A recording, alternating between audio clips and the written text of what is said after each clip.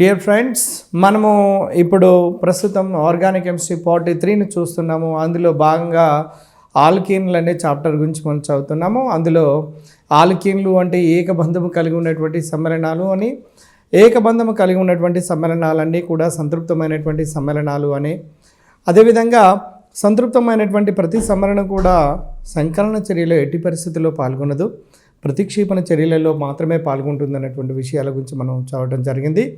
తర్వాత ఇంకొక అంశాన్ని గమనించండి. మన సిలబస్ ప్రకారము మన ఇక్కడ ఆల్కీన్లలో ఈథేను తయారు చేసే పద్ధతుల గురించి మనం నేర్చుకోవాల్సినటువంటి అవసరం ఉన్నది. ఈథేన్ను తయారు చేయాలి అంటే చూడండి, ఒక కార్బన్ తగ్గించటము అంటే డీకార్బాక్సిలేషన్ అనే మెథడ్ ద్వారా చేస్తారండి. సోడియం ప్రొపనయేట్ను తీసుకొని డీకార్బాక్సిలేషన్ కనుక చేస్తే సోడాలైమ్ సమక్షంలో NaOH + CaO దాని సమక్షంలో డీకార్బాక్సిలేషన్ చేస్తే ఈథేన్ వస్తుంది.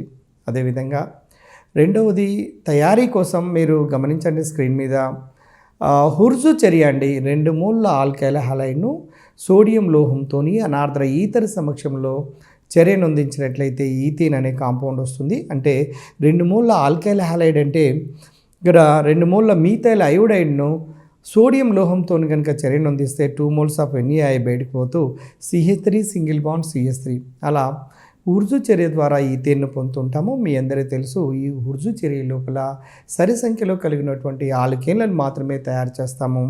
బేసి సంఖ్యలో కలిగినటువంటి ఆల్కేన్లను తయారు చేయలేము. ఒకవేళ తయారు చేయాలని ప్రయత్నించినప్పటికీ కూడా బేసి సంఖ్యలో సరి సంఖ్యలో ఉండబడినటువంటి ఆల్కేన్ల మిశ్రమం ఏర్పడుతుంది. కాబట్టి వాటిని ఏర్పాటు చేయటం అనేది వాటి ద్రవీభవన బాష్పీభవన ఉష్ణతల దగ్గరగా ఉంటుంటుంది. కాబట్టి వాటి ఏర్పాటు చేయటం కష్టకరమైనటువంటి అంశం. కాబట్టి మనము జనరల్గా సరి సంఖ్యలో కార్బన్లు కలిగినటువంటి ఆల్కేన్లను ethane, butane, hexane, octane, decane లాంటి పదార్థాలు మాత్రమే తయారు చేస్తాము. దీంట్లో ఉపయోగిస్తున్నటువంటి లోహం పేరు sodium. Next modified Wurtz reaction అయితే జింక్ తీసుకుంటారండి. మామూలుగానైతే సోడియం అనే లోహాన్ని తీసుకుంటాము. తర్వాత కోల్బే విద్యుత్ విశ్లేషణ మీ అందరికీ తెలుసు.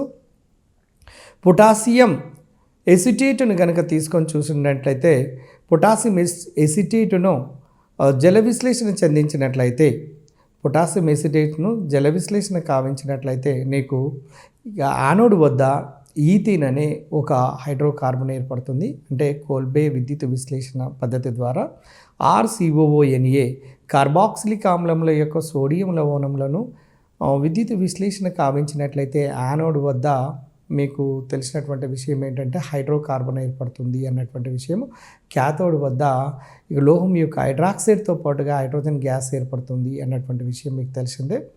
తర్వాత క్షయకరణము చూడండి, ఆల్కైల్ హాలైడ్లను క్షయకరణం కనుక చెందించినట్లయితే మనకు ఆల్కేన్లు ఏర్పడుతుంటుంటాయి. ఈథైల్ అయోడైడ్ను కనుక తీసుకొని మీరు జింక్ + HCl లాంటి ఏదైనా క్షయకరణ కారకాల సమక్షంలో క్షయకరణం చెందిస్తే ఈథేన్ లాంటి పదార్థం ఏర్పడుతుంది. ఇక లాస్ట్ది ఏంటంటే 5వ పద్ధతి మనకు ఉండబడినటువంటి సిలబస్ ప్రకారం కరెక్ట్గా మనం గమనించినట్లయితే ఈథైలిన్ను కనుక తీసుకొని చూసి ఈథైలిన్కు హైడ్రోజన్ను నికెల్ సమక్షంలో సంకలన చర్య కనుక జరిపినట్లయితే ఈథేన్ ఏర్పడుతుంది. దీన్ని సెబాటియర్ సెండర్హెన్స్ రియాక్షన్ అంటారు. ఈథైలిన్ను హైడ్రోజనీకరణం చెందించడం వల్ల ఈథేన్ అనే పదార్థం ఏర్పడుతుంది. ఈ విధంగా మనము ఈథేన్కి సంబంధించినటువంటి తయారు చేసే పద్ధతులను మనం చూడవచ్చు. 1 డీకార్బాక్సిలేషన్ ద్వారా, 2 కోల్బే విద్యుత్ విశ్లేషణ పద్ధతి ద్వారా, తర్వాత 3 క్షయకరణ పద్ధతి ద్వారా, 4 హుర్జు చర్య ద్వారా, 5వ పద్ధతి అసంతృప్త హైడ్రోకార్బన్లను హైడ్రోజనీకరణం చెందించడం ద్వారా కూడా మనము ఆల్కేన్లను పొందవచ్చును. కాబట్టి డియర్ ఫ్రెండ్స్, మీరు తయారు చేయడానికి సంబంధించినటువంటి మెథడ్స్ను కూడా ఈక్వేషన్స్ మనం రాయగలిగే స్టేజ్ లోపలికి ఉన్నట్లయితే మనము ఈజీగా మనం ఎంట్రన్స్లలో వచ్చినటువంటి క్వశ్చన్లను ఈజీగా చేయొచ్చు. అయితే మీ అందరికీ తెలుసు, మనము మొదటి నుంచి చదువుతూ వస్తున్నాము. ఆల్కేనుల యొక్క భౌతిక ధర్మాలను కనుక చూసినట్లయితే అణువుల మధ్యన బలహీనమైనటువంటి వాంటర్వాల్ ఆకర్షణ బలాలు ఉంటాయండి. వీటి ద్రవీభవన బాష్పీభవన ఉష్ణోగ్రతలు కూడా చాలా తక్కువగా ఉంటాయి. భౌతిక ధర్మాలను పరిశీలిస్తే మీ అందరికీ తెలుసు, వీటితో పాటుగా చూడండి, తక్కువ కార్బన్లు కలిగి ఉన్నటువంటివి ఏమో వాయువులు, మధ్యస్థ కార్బన్లు కలిగి ఉంటే ద్రవాలు, ఎక్కువ కార్బన్లు కలిగి ఉన్నట్లయితే ఘన పదార్థాలు అనే విషయం మీకు తెలుసు. ఇవి అధ్రువ ద్రావణులలో మాత్రమే కరుగుతాయండి. ధ్రువ ద్రావణంలో ఉదాహరణకు ఆల్కీన్ అనే పదార్థాన్ని తీసుకొని నీటి లోపల కరిగించడానికి ప్రయత్నం చేసినట్లయితే నీటి లోపల కరగకుండా ఉంటుంది. కారణం ఏంటంటే లైక్ డిజాల్వ్ లైక్ అనే ప్రిన్సిపల్ మీద మీకు పనిచేస్తున్నటువంటి విషయం మీకు తెలుసు. ఆల్కీన్ అనేదేమో కర్బన పదార్థము, నీరు అనేదేమో ఒక ఇనార్గానిక్ సాల్వెంట్గా మనం తీసుకోవచ్చు. ఒకదానితో ఇంకోటి సంబంధం లేదు కాబట్టి తన లోపల కరిగించుకోవడం లేదు. ఒకవేళ కరిగించుకుంటుంది అంటే సుక్రోజ్ లాంటి పదార్థాలను తన లోపల, గ్లూకోజ్ లాంటి తన లోపల కరిగించుకుంటుంది అంటే that is only due to the formation of hydrogen bonds. Hydrogen bonds ఏర్పడే కారణంతో ఒకదానిలో ఇంకోటి కరగడానికి అవకాశం ఉంటుందండి. అంటే ఇక్కడ ఆల్కేన్లు అనేవి వీటి లోపల కరగటం లేదు, నీటి లోపల కరగవు, కానీ ఆ ద్రావణంలో, కర్బన ద్రావణాలలో మాత్రం కరుగుతుంటాయి. ఆల్కీన్ల యొక్క అనుభారం పెరుగుతున్నట్లయితే వాటి బాష్పీభవన ఉష్ణోగ్రతలు కూడా పెరుగుతూ ఉంటాయి. మీకు తెలుసు, వాయు స్థితి ద్రవాల నుంచి ఘన పదార్థాలుగా మారుతున్నాయి కాబట్టి ఆటోమేటిక్గా అనుభారం పెరుగుతున్నప్పుడు వాటి యొక్క బాష్పీభవన ఉష్ణోగ్రత విలువలు కూడా పెరుగుతుంటాయి. ఉపరితల వైశాల్యము పెరిగిన కొలది బాష్పీభవన ఉష్ణోగ్రత కూడా పెరుగుతుంది అన్నటువంటి విషయాన్ని గుర్తుపెట్టుకోండి. ఇక ఇవి ఆల్కేన్ల యొక్క భౌతిక ధర్మాలలో మనం చూసవచ్చు. ఇక మీ అందరికీ తెలుసండి ఆల్కేన్ల గురించి. ఆల్కేన్ల యొక్క రసాయనిక ధర్మాలను కనుక గమనించినట్లయితే మీరు నైట్రేషన్, సల్ఫోనేషన్, హాలోజినేషన్, పైరాలసిస్ లాంటి ధర్మాలను, ఆరోమాటైజేషన్ లాంటి ధర్మాలను చూడవచ్చండి. మీరు నైట్రేషన్ తీసుకోండి, సల్ఫోనేషన్ తీసుకోండి, హాలోజినేషన్ తీసుకోండి. మొదటగా మనము హాలోజినేషన్ తీసుకుందాము. ఆల్కేన్లలోని R-H ఉన్నది కదా, హెచ్ను బదులుగా X అనే సమూహం చేరుతుందండి. ఇది కాంతి సమక్షంలో జరుగుతుంటుంది కాబట్టి ఒక రకంగా ఆల్కేనులు కాంతి సమక్షంలో చర్య జరిగి ప్రతిక్షేపణం జరిగి ఆల్కైల్ హాలైడ్ని ఏర్పాటు చేస్తాయి. కాబట్టి ఇక్కడ ఆల్కేనులు హాలోజినేషన్ చెందుట అనేది ఒక రకమైన కాంతి రసాయనిక చర్యగా భావించవచ్చు. మీరు గమనించాల్సింది ఏంటంటే ఇక్కడ మనము రసాయనిక ధర్మాలను కనుక గమనిస్తున్నప్పుడు చూడండి, ఈథేన్ను క్లోరినేషన్ కనుక చేసినట్లయితే ఈథైల్ క్లోరైడ్ వస్తుందండి. ఈథేన్ను క్లోరినేషన్ చేస్తే ఈథైల్ క్లోరైడ్ను. నైట్రేషన్ చేసాము అనుకోండి, నైట్రేషన్కు మీ అందరు తెలుసు, గాఢ HNO3 + H2SO4ల మిశ్రమాన్ని నైట్రేటింగ్ మిక్చర్ అంటారు. ఈ నైట్రేటింగ్ మిక్చర్ సమక్షం లోపల ఈథేన్ను నైట్రేషన్ చేస్తే ఈథేన్లో ఉన్న హైడ్రోజన్ బదులు ఒక NO2 గ్రూప్ చేరుతుంది కాబట్టి నైట్రో ఈథేన్ వస్తుంది. అంటే నైట్రేషన్ అంటే ఆల్కేనులోని ఒక హైడ్రోజన్ను తొలగించి దాని స్థానం లోపలికి NO2ను పంపించినట్లయితే దాన్ని నైట్రేషన్ అంటారు. ఈథేన్ నైట్రేషన్ చెందితే నైట్రో ఈథేన్, ప్రోపేన్ నైట్రేషన్ చెందితే నైట్రో ప్రోపేన్. ఆ విధంగా వివిధ రకాల నైట్రో సమ్మేళనాలను ఏర్పాటు చేస్తుంటుంటాయి. అవి సుమారుగా 400 నుంచి 450 డిగ్రీల సెంటీగ్రేడ్ ఉష్ణోగ్రత వద్ద జరుగుతూ ఉంటుంటాయండి. అంటే అత్యధిక ఉష్ణోగ్రతల వద్ద మాత్రమే ఈ ప్రతిక్షేపణ చర్యలు జరుగుతూ ఉంటుంటాయి. దీనికి గల కారణం ఏంటంటే మీ అందరికీ తెలుసు, ఆల్కేన్లు అనేవి సంతృప్తమైనటువంటి హైడ్రోకార్బన్లు కాబట్టి వాటికి చర్యలలో పాల్గొనవలసినటువంటి అవసరం లేదు, సంతృప్తంగా ఉంటాయి కాబట్టి వాటిని అత్యధిక ఉష్ణోగ్రతలు, శాస్త్రవేత్తలు ఏం చేశారంటే అత్యధిక ఉష్ణోగ్రతలకు వేడి చేసి ఏ ఉష్ణోగ్రతల వద్ద ఈ చర్యలలో పాల్గొంటున్నాయో చూసి ఆ ఉష్ణోగ్రతల వద్ద ఆయా రకపు చర్యలను గమనించడం జరిగింది. అందులో నైట్రేషన్ కావచ్చు, సల్ఫోనేషన్ కావచ్చు, హాలోజినేషన్ కావచ్చు, ఇంకే రియాక్షన్ అయినా కావచ్చు ఈ ఆల్కేన్లకు సంబంధించినటువంటివి. ఇప్పుడు నైట్రేషన్ తర్వాత మీరు గమనించండి, నెక్స్ట్ సల్ఫోనేషన్. చూడండి, సల్ఫోనేషన్ కంటే ముందు పైరాలసిస్ను లేదా క్రాకింగ్ అంటారండి. Cracking is nothing but breaking of alkane. అంటే క్రాక్ అంటే విచ్ఛిన్నము చెందటము అని అర్థము. అంటే పైరాలసిస్ అంటే గాలి లేకుండా బలమైనటువంటి వేడిమి చర్యను గావించినట్లయితే దాన్ని పైరాలసిస్ అంటారు. ఒక ఎక్కువ కార్బన్లు కలిగినటువంటి ఆల్కేన్ కనుక పైరాలసిస్ కనుక చేసినట్లయితే అది కట్ అవుతూ, బ్రేక్ అవుతూ చిన్న తక్కువ కార్బన్లు కలిగినటువంటి హైడ్రోకార్బన్లుగా మారుతూ ఉంటుంది. అదేవిధంగా ఈథేన్ను కనుక మీరు క్రాకింగ్ చేసినట్లయితే తక్కువ కార్బన్లు కలిగినటువంటి హైడ్రోకార్బన్లుగా మారుతూ ఉంటుంది. అదేవిధంగా సల్ఫోనేషన్ చేయండి. సల్ఫోనేషన్ కనుక చేసినట్లయితే ఎక్కువ కార్బన్లు కలిగినటువంటి మాత్రమే సల్ఫోనేషన్లో పాల్గొంటున్నవి. అటువంటి వాటిని సల్ఫోనేషన్ కనుక చేసినట్లయితే ఆల్కేన్ సల్ఫోనిక్ ఆమ్లం ఏర్పడుతుందండి. ఇక దహన చర్య అనేది కూడా ఒక ముఖ్యమైనటువంటి చర్యనే. దహన చర్య అనేది మనం గతంలో చాలాసార్లు చూసాము. ఒక హైడ్రోకార్బన్ లేదా ఏదైనా కర్బన పదార్థము అనేది ఆక్సిజన్తో కలిసి దహనము చెందబడి కార్బన్ డైఆక్సైడ్ మరియు నీటి అణువులుగా మారుతుందండి. ఈ చర్యలో కొంత శక్తి వెలువడుతుంది. అది శక్తి వెలువడుతుంది కాబట్టి ఇది ఉష్ణమోచక చర్యలు అంటారు. ప్రతి దహన చర్య ఒక ఉష్ణమోచక చర్యగా భావించవచ్చు. వీటన్నిటికీ ఎంథాల్పీలోని మార్పు నెగిటివ్గా ఉంటున్నది అన్నటువంటి విషయం మీ అందరికీ తెలిసినటువంటిదే. ఇప్పుడు చూడండి, దహన చర్య లోపల ఆర్గానిక్ కెమిస్ట్రీ లోపల 2 కార్బన్లు కనుక ఉంటే హైడ్రోకార్బన్లలో ఏర్పడ్డ CO2లు కూడా 2 ఉంటాయి. హైడ్రోజన్లు కనుక 6 ఉంటే దాంట్లో సగానికి నీటి అణువులు ఏర్పడుతుంటాయి. మీరు గమనించండి, రియాక్షన్ ఏ దాన్ని చూసినా మీకు తెలిసిపోతుంది. దహన చర్య ఒక ఆక్సీకరణ చర్య. దహన చర్యలో ఆక్సిజన్ కలపబడుతుంది. దహన చర్య లోపల ఉష్ణం వెలువడుతుంది. కాబట్టి ఇవి ఉష్ణమోచక చర్యలు. వీటి యొక్క ఎంథాల్పీలోని మార్పు నెగిటివ్గా ΔH విలువ నెగిటివ్గా ఉంటుందన్న విషయం మీ అందరికీ మనం గతం లోపల చూడటం జరిగినది. తర్వాత ఈ దహన చర్య తెలిసిన తర్వాత నెక్స్ట్ చూడండి, మనము గమనించాల్సినటువంటి అంశం ఏంటంటే సైక్లో ఆలుకేనులు అండి. సైక్లో ఆలుకేనులు అనే వాటి గురించి మనం చూద్దాము. కొద్దిగా దీంట్లో కొంతవరకు మనకు ఐడియా ఉండాలి. ఆలుకేనులను వలయ నిర్మాణం లోపల కనుక ఉన్నట్లయితే వాటిని సైక్లో ఆలుకేనులు లేదా ఏలీసైక్లిక్ సమ్మేళనాలు అంటారండి. అంటే ఈ సైక్లో యొక్క ఆల్కీన్ల యొక్క ఫార్ములా CnH2n. చూడండి, ఇక్కడ స్మాల్ n లెటర్గా తీసుకోండి, CnH2n. అయితే సైక్లో ఆల్కీన్ల యొక్క ఫార్ములా కానివ్వండి, ఆల్కీన్ల యొక్క సాధారణ ఫార్ములా తీసుకున్న CnH2n. అంటే దీన్ని బట్టి సైక్లో ఆల్కీన్లలో ఏకబంధం ఉంటుంది, అదే ఆల్కీన్లలో ద్విబంధం ఉంటుంది. ప్రమేయ సమూహంలో మాత్రం తేడా నుండి ఫార్ములా మాత్రం ఒకే విధంగా ఉన్నాయి. కాబట్టి వీటిని ప్రమేయ సాదృశ్యకాల కిందికి మనము ఎగ్జాంపుల్గా తీసుకోవచ్చును. అయితే ఇందులో గమనించాల్సింది ఏంటంటే సైక్లో ఆల్కేన్లను తయారు చేయటం లోపల ఫ్రాయిడ్ పద్ధతి, చూడండి ఫ్రాయిడ్ పద్ధతి అనేది ఉన్నది. ఈ ఫ్రాయిడ్ పద్ధతి లోపల మీరు ఏదైనా ఒక ఆల్కేన్ను ఇరువైపులా హాలోజన్లను కలిగి ఉన్నటువంటి ఒక ఆల్కేన్ను కనుక తీసుకొని మనము ఇక్కడ డీహాలోజినేషన్ కనుక చెందించినట్లయితే మనకు ఇక్కడ సైక్లోహెక్సేన్ అనే ఒక ఈ వలయ రూపం లోపల ఉండబడినటువంటి సైక్లో ఆల్కేన్ ఏర్పడుతుందండి. దీన్ని ఫ్రాయిడ్ మెథడ్గా మనము తీసుకోవచ్చును. ఇప్పుడు మీరు గమనించండి, మీరు స్క్రీన్ పైన ఉండబడినటువంటి కర్బన సమ్మేళనాన్ని తీసుకొని దానికి ఒక లోహంతో కనుక చర్యను అందించినట్లయితే, జింక్ లాంటి లోహంతో కనుక చర్యను అందించినట్లయితే అది ZnBr2గా బయటికి వెళ్ళిపోతూ మనకు కావలసినటువంటి సైక్లో ఆల్కేన్ అనేది ఏర్పడుతున్నది. తర్వాత నెక్స్ట్ ఇంకొక విషయాన్ని గమనించండి.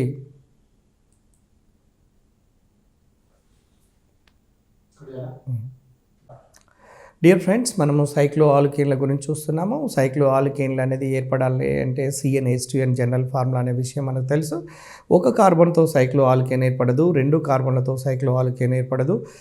అదేవిధంగా మీరు 3 కార్బన్ల దాన్ని కనుక తీసుకున్నట్లయితే N=3 తీసుకుంటే C3H6 cycloalkane, CH2 single bond, CH2 single bond, CH2 అంటే సైక్లోప్రోపేన్ ఏర్పడుతుంది. అదేవిధంగా సైక్లోబ్యూటేన్, సైక్లోపెంటేన్, సైక్లోహెక్సేన్ లాంటి ఎక్కువ కార్బన్లు కలిగినటువంటి వలయాలను కూడా మనం ఏర్పాటు చేయవచ్చు. అయితే ఇక్కడ మనం తయారు చేసినటువంటి పద్ధతిని మనం ఒకదాన్ని ఫ్రాయిడ్ పద్ధతి ద్వారా మనం చూసాము. అతి ముఖ్యమైనటువంటి అంశాలను గమనించినట్లయితే ఆరోమాటిక్ ఒక సమ్మేళనాన్ని బెంజిన్ కనుక తీసుకొని మీరు క్షేకరణం చెందించండి. హైడ్రోజన్లను కనుక కలిపినట్లయితే బెంజిన్ లోపల 3 సార్లు ద్విబంధాలను కలిగి ఉంటుంది. కాబట్టి 3 moles ఆఫ్ హైడ్రోజన్ నికెల్ సమక్షం లోపల కలిపినట్లయితే మనకు సైక్లోహెక్సేన్ అనేది ఏర్పడుతున్నదండి.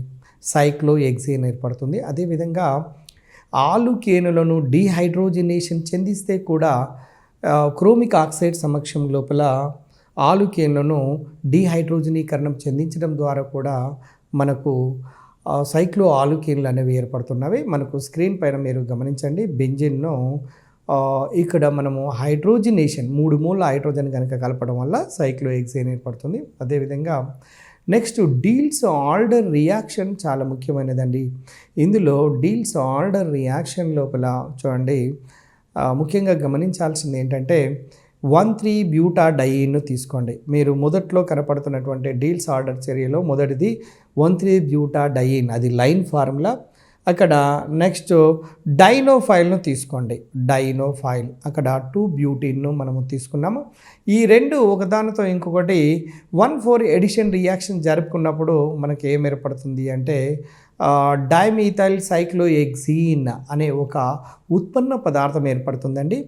డయీన్, డైనోఫైల్ రెండుసార్లు ద్విబంధాలను కలిగి ఉంటే దాన్ని డయీన్ అని, అదేవిధంగా డైనోఫైల్ అంటే డయీనుల చేత ఆకర్షింపబడే వాటిని డైనోఫైల్స్ అంటారు. దానికి ఉదాహరణగా ఇథిలిన్ కానీ, ఏసిటిలిన్ కానీ వివిధ రకాల ఇంకా సమ్మేళనాలను కూడా మనం తీసుకోవచ్చును.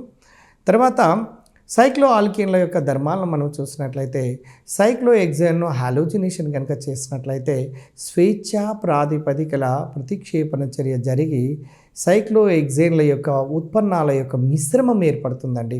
సైక్లోహెక్సేన్ చూడండి, బెంజిన్ లోపల సున్నా లేకుండా రాస్తున్నట్లయితే దాన్ని సైక్లోహెక్సేన్ అంటారు.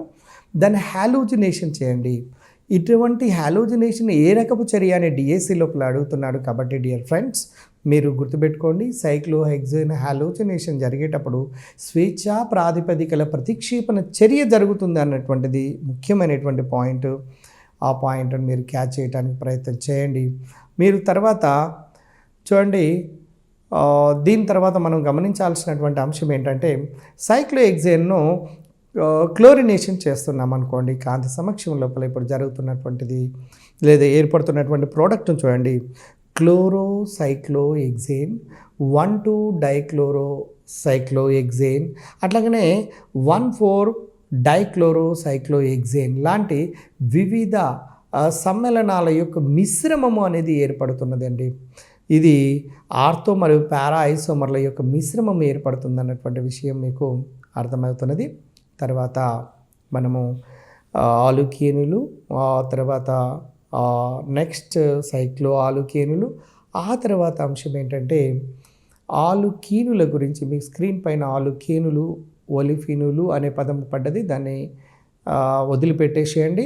ఆలుకేనులు, ఒలిఫినులు అనేది నెక్స్ట్ ఆలుకీనులు, ఒలిఫినులు, దాన్ని మీరు గమనించండి. ఆలుకీనులు, ఒలిఫినులు, ఆలుకీనులకు సంబంధించినటువంటి చాప్టర్ ఇది. ఆలుకీన్ల యొక్క సాధారణ ఫార్ములా మనం ఇప్పుడే అనుకున్నాము, CnH2n అని. ఇక ఆలుకీన్ల లోపల ఉండబడినటువంటి కార్బన్ జనరల్గా ద్విబంధంతో టచ్ అయినటువంటి ప్రతి కార్బన్ కూడా sp2 సంకరకణం కలిగి ఉంటుంది అన్నటువంటి విషయం మనకు తెలిసింది. sp2 సంకరకణం కలిగినటువంటి కార్బన్ల మధ్యన బంధ కోణాన్ని కనుక చూసినట్లయితే 120 డిగ్రీల బంధ కోణాన్ని కలిగి ఉంటున్నట్టుగా తెలిసింది. తర్వాత ఆల్కీన్లలో మీ అందరికీ తెలుసు ద్విబంధం ఉంటుంది. ద్విబంధం ఉన్నట్లయితే వాటి పేరు చివరన చూడండి, CH2 డబుల్ బాండ్ CH2. ఇక్కడ ఈథేన్ కాదండి, ఈథీన్. మీరు గమనించాల్సింది ఏంటంటే CH2 డబుల్ బాండ్ CH2, ఇక్కడ ఈథీన్. ఇది ఆల్కీన్ కాబట్టి దీన్నే ఈథలిన్ అని కూడా అంటుంటాము. నెక్స్ట్ తర్వాత 3 కార్బన్లను కలిగి ఉన్నది కాబట్టి దీన్ని ఏమంటారంటే ప్రోపీన్ అంటారు, లేదా దీన్ని ప్రొపిలిన్ అని కూడా మనం అంటుంటాము. ఇంకొక జనరల్గా పిలిచే పేరు ప్రొపిలిన్ అని, సాధారణంగా IUPAC ప్రకారం అయితే ప్రోపీన్ అని పిలుస్తుంటుంటాము. అదేవిధంగా మీరు చూడండి, ఇంకొక ఫార్ములాను కనుక చూసినట్లయితే ఆల్కీన్ల నామకరణం లోపల ద్విబంధం అనేది 2వ కార్బన్ తర్వాత ఫస్ట్, సెకండ్ కార్బన్ తర్వాత డబుల్ బాండ్ ఉన్నది కాబట్టి దీన్ని బ్యూటీన్ అంటారు. ఏ బ్యూటీన్ అంటారంటే 2 బ్యూటీన్గా మనం పిలవచ్చు. అదేవిధంగా 1 బ్యూటీన్ అంటే డబుల్ బాండ్ చూడండి, ఫస్ట్ కార్బన్ ఎక్కడైతే డబుల్ బాండ్ ఉంటుందో అటువైపు నుంచి నంబరింగ్ ఇస్తుంటాము కాబట్టి 1 బ్యూటీన్. ఈ విధంగా వీటి యొక్క నామకరణం చేస్తాము అన్నటువంటి విషయం మీ అందరికీ తెలిసిందే. తర్వాత మీరు గమనించండి, ఇక్కడ ఆల్కీన్లలో చూడండి, ఆల్కీన్లలో క్షేత్ర సాదృశ్యాన్ని గురించి మనం మాట్లాడదాము. ఆల్కీన్లలో సిస్ట్రాన్స్ సాదృశ్యము, క్షేత్ర సాదృశ్యము అనేది ముఖ్యమైనటువంటిది. అంటే ఆల్కీన్లు అనేక రకాల అణు సాదృశ్యములను కలిగి ఉన్నప్పటికీ కూడా అందులో క్షేత్ర సాదృశ్యం అనేది ముఖ్యమైనటువంటిది. ఇందులో మీరు గమనించండి, ఆల్కీన్లలో శృంఖల సాదృశ్యము, చైన్ ఐసోమరిజం కూడా ఉంటుంది. ఆల్కీన్ల లోపల నెక్స్ట్ ప్రమేయ సాదృశ్యం కూడా కనపడుతుంది అండి. అదేవిధంగా క్షేత్ర సాదృశ్యం అనేది చాలా ముఖ్యమైనటువంటిది. ద్విబంధానికి బంధించబడి ఉన్నటువంటి గ్రూపులు లేదా సమూహాలు ఒకే వైపున గనక ఉంటే వాటిని సిస్ సాదృశ్యకాలు అని, వాటి వ్యతిరేక దిశలో గనక ఉన్నట్లయితే వాటిని ట్రాన్స్ సాదృశ్యకాలుగా మనం భావిస్తాము లేదా దాన్ని తెలియజేస్తాము. చూడండి, గమనించండి. ఒక సమూహము ద్విబంధానికి ఒకే వైపు ఉండొచ్చు, ఆ సాదృశ్యాన్ని సిస్ సమూహము అని. ఒక సమూహము ద్విబంధానికి వ్యతిరేక దిశలో ఉన్నట్లయితే ఆ సాదృశ్యాన్ని ట్రాన్స్ సాదృశ్యము అంటారు. మీరు దీంట్లో చూడండి, బ్యూటీన్ను కనుక తీసుకొని చూసినట్లయితే cis two butene, trans two butene. ఇందులో బ్యూటీన్ యొక్క స్ట్రక్చర్ ఏ విధంగా ఉన్నదో మీరు గమనించండి. 2 బ్యూటీన్ లోపల ఉండబడిన 2 హైడ్రోజన్లు, 2 మీథైల్ గ్రూపులు ఒకే సైడ్ ఉన్నాయి కాబట్టి దీన్ని మొదటి దాన్ని సిస్ అని, రెండవది అపోజిట్ డైరెక్షన్ లోపల ఉన్నాయి కాబట్టి దీన్ని ట్రాన్స్ ఐసోమర్ అని అంటారు. తర్వాత మీరు ఇంకొక దాన్ని గమనించండి. ఇథిలిన్ను తయారు చేయడానికి ఉపయోగిస్తున్నటువంటి పద్ధతులు ఏంటి, వాటి పద్ధతుల గురించి మనము కొన్ని ముఖ్యమైనటువంటి వాటి గురించి మనం చర్చిద్దాము. ఎందుకంటే ఇక్కడ ఫస్ట్ మనకు ఆర్గానిక్ మీద గ్రిప్ కనుక ఏర్పడినట్లయితే వాడు క్వశ్చన్ అంటే పేపర్ సెట్టర్ కనుక ఒక అతను ఇస్తున్నటువంటి పేపర్ సెట్టర్ కనుక మనం ఏ విధంగా అప్లికేషన్ లోపల ఇచ్చినప్పటికీ కూడా మనం ఈ పూర్తి అండర్స్టాండింగ్ ఉన్నప్పుడు మనం ఈజీగా ఆన్సర్ చేయడానికి అవకాశం ఉంటుందండి. అయితే ఇక్కడ మనం గమనించాల్సింది ఏంటంటే ఇథిలిన్ను తయారు చేయడానికి ఉపయోగించే పద్ధతులలో మీరు నిర్జలీకరణము చూడండి, ఈథైల్ ఆల్కహాలును గాఢ సల్ఫ్యూరిక్ ఆమ్ల సమక్షము లోపల నిర్జలీకరణము చెందిస్తే అంటే నీటి అణువులను తొలగిస్తే ఇథిలిన్ ఏర్పడుతుంది. ఈథైల్ ఆల్కహాల్ను గాఢ H2SO4 సమక్షంలో, ఎందుకంటే గాఢ H2SO4 కానివ్వండి, Al2O3 కానివ్వండి, P2O5 ఫాస్ఫరస్ పెంటాక్సైడ్లు వీటిని నిర్జలీకరణ కారకాలుగా ఉపయోగిస్తారు. ఇవి నీటి అణువులను తొలగించడానికి ఉపయోగిస్తారు కాబట్టి ఈథైల్ ఆల్కహాల్ను డీహైడ్రేషన్ చెందించడం వల్ల మనకు ఇథిలిన్ అనేది ఏర్పడుతుంది. అదేవిధంగా నెక్స్ట్ మీరు ఇంకొక రియాక్షన్ను గమనించి చూడండి. ఆ ఈథైల్ ఆల్కహాల్ను కనుక తీసుకొని 350 డిగ్రీల సెంటీగ్రేడ్ కనుక వేడి చేసినట్లయితే చూడండి, ఈథైల్ ఆల్కహాల్ను తీసుకొని 350 డిగ్రీల సెంటీగ్రేడ్కి వేడి చేస్తే అదే Al2O3 సమక్షంలోనైతే చూడండి CH2 ఇథిలిన్ అనేది ఏర్పడుతుంది. ఈ విధంగా మనము ఇథిలిన్ను మనము తయారు చేయవచ్చు ఈథైల్ ఆల్కహాల్ను ఉపయోగించి. అదేవిధంగా నెక్స్ట్ డీహైడ్రోహాలోజినేషన్ చూడండి, డీహైడ్రోహాలోజినేషన్ కనుక చేసినట్లయితే కూడా ఇథిలిన్ను తయారు చేయవచ్చు. ఇప్పుడు C2H5Brను ఆల్కహాలిక్ KOSతో కనుక రియాక్షన్లో పాల్గొనింపచేస్తే ఇథిలిన్ ఏర్పడుతుంది అన్నటువంటి విషయం మనకు అర్థమవుతుంది. అదేవిధంగా పరిమిత క్షయకరణము కంట్రోల్డ్ హైడ్రోజినేషన్ చూడండి, మీరు కంట్రోల్డ్ హైడ్రోజినేషన్ అనేది ఒక ప్రత్యేకమైనటువంటి కారకాల సమక్షం లోపల పెల్లేడియం బేరియం సల్ఫేట్ సమక్షం లోపల మీరు ఎసిటిల్ను హైడ్రోజన్తో సంకరణం చెందించినట్లయితే ఇథిలిన్ వరకు మాత్రమే ఏర్పడి ఆగిపోతుంది ఆ చర్యలో, because it's a controlled hydrogenation. కాబట్టి ఎసిటిలిన్ అనేది హైడ్రోజన్తో సంకరణం చెందిన తర్వాత ఈథీన్ వరకు ఏర్పడి అక్కడ ఆ చర్య ఆగిపోతుంది. అంటే పరిమితమైనటువంటి క్షయకరణం ద్వారా, నెక్స్ట్ డీహైడ్రోహాలోజనేషన్ ద్వారా, అదేవిధంగా డీహైడ్రేషన్ల ద్వారా మనము ఈ ఇథిలిన్ను తయారు చేస్తున్నటువంటి విషయాలు మీకు అర్థమైపోతుంది. గతం లోపల అడిగినటువంటి క్వశ్చన్లు మీకు చూస్తే మీకు అర్థమవుతుంది. చూడండి, ఆల్కీన్లలో మొదటి 3 ఆల్కీన్లను కనుక తీసుకున్నట్లయితే ఇక్కడ వాయువులుగా ఉంటున్నవి, తర్వాత 14 వరకు కార్బన్లు కలిగి ఉన్నటువంటివి ద్రవాలుగా, ఆ తర్వాత ఉండబడినటువంటివి ఘన పదార్థాలుగా ఉంటున్నవి. కాబట్టి ఇక్కడ మీరు గమనించాల్సింది ఆల్కీన్ల యొక్క భౌతిక ధర్మాలలో మొదటి 3 ఆల్కేనులు కాదండి, ఇక్కడ మొదటి 3 ఆల్కీనులు మాత్రమే వాయువులు, తర్వాత 14 కార్బన్ల వరకు ఉన్నట్లయితే అవి ద్రవాలు, ఆ తర్వాత ఉండబడినటువంటివి ఘన పదార్థాలు. దీనికి సంబంధించినటువంటి కార్బన్ల మీద అంటే ఎక్కడి నుంచి ఎక్కడి వరకు వాయుస్థితి, ద్రవస్థితి, ఘనస్థితి అనే అంశాలను గురించి గతం లోపల అడగడం జరిగినది కాబట్టి దీన్ని జాగ్రత్తగా గుర్తుంచుకోండి. ఇక్కడ తర్వాత ఇథిలిన్ మంచి సువాసన కలిగినటువంటి వాయువు అండి. ఇథిలిన్ అనేది మంచి సువాసన కలిగినటువంటి వాయువు. ఇవి నీటి లోపల కరగదు, కానీ బెంజిన్ వంటి చూడండి ఇవి నీటిలో కరుగును కాదు. ఎందుకు అంటే ఇథిలిన్ అనేది గమనించండి, ఇవి నీటిలో కరుగును అని కనిపిస్తున్నది కానీ కరుగదు. చూడండి, బెంజిన్ వంటి అధ్రువ ద్రావణాలలో మాత్రమే కరుగుతుంది. ఎందుకంటే డిజాల్వ్ లైక్ అనే ప్రిన్సిపల్ బేస్ మీద కనుక చూసినట్లయితే మీకు అర్థమైపోతుంది. ఆల్కీన్ అనేది ఆర్గానిక్ కాంపౌండే. ఇక్కడ తీసుకున్నటువంటి అధ్రువ పదార్థమైనటువంటి బెంజిన్ కూడా అధ్రువ పదార్థమే కాబట్టి దాని ప్రకారం తన లోపలేవి కరిగిపోతున్నవి. అదేవిధంగా నెక్స్ట్ సరళ శృంఖల ఆల్కీన్లకు ఎక్కువ బాష్పీభవన స్థానం కలిగి ఉంటున్నది.